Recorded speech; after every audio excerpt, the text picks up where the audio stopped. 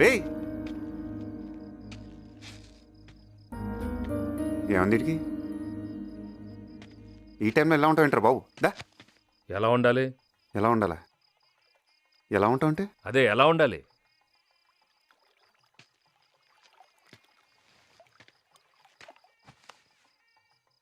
నీకు ఇష్టం లేకుండా పెళ్లి జరుగుతుంది కోపమా? ఎవరి మీద కోపం రా? అమ్మ మీద, నాన్న మీద, లేదా నా మీద? ఎవరి మీద కోపం చూపిస్తే ఎవరు ఊరుకుంటారు? మరి ఇంకేంటి? లైఫ్లో ఆ విజయవాడ వాళ్ళ గుమ్మం తొక్కడం కానీ మళ్ళీ వాళ్ళతో మాట్లాడడం కానీ జరగదు. వాళ్ళకి మనకు సంబంధం లేదంతే. వాళ్ళు ఏమన్నా అన్నారా? చెప్పి అడుగుతాను గాడిద గుడ్డు ఎవడుకుండేది అడుకుంటుంది. ఏమన్నారా? ప్రతివాడు అడిగేవాడే. వెళ్ళారుగా, పెళ్ళిళ్ళకి వెళ్ళారు, గృహప్రవేశానికి వెళ్ళారు, పెళ్లి సంబంధాలు కూడా కుదుర్చుకున్నారు.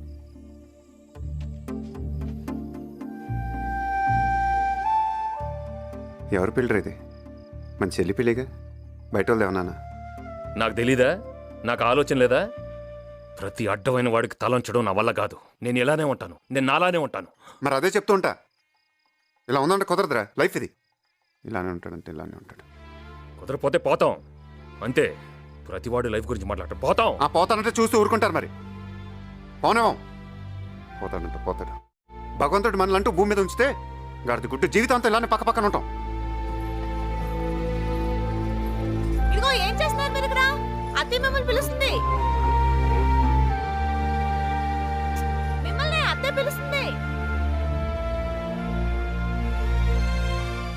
సరే సరే తొందరగా రండి మరి.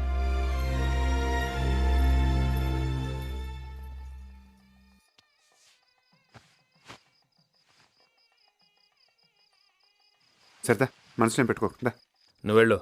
రారా బాబు. నువ్వు వెళ్ళు. నీతో ఏదో వచ్చిందిరా బాబు. ఇలా ఉంటే ఎలా రా? మనకు 100 ఉంటాయి. బయట వాళ్ళు ముందు తక్కువైపోతావా? రారా బాబు. రే, నాకు నీలాగా నటించడం రాదురా. నువ్వు వెళ్ళు, నువ్వు వెళ్ళి నాటకాలు వేసుకుపో.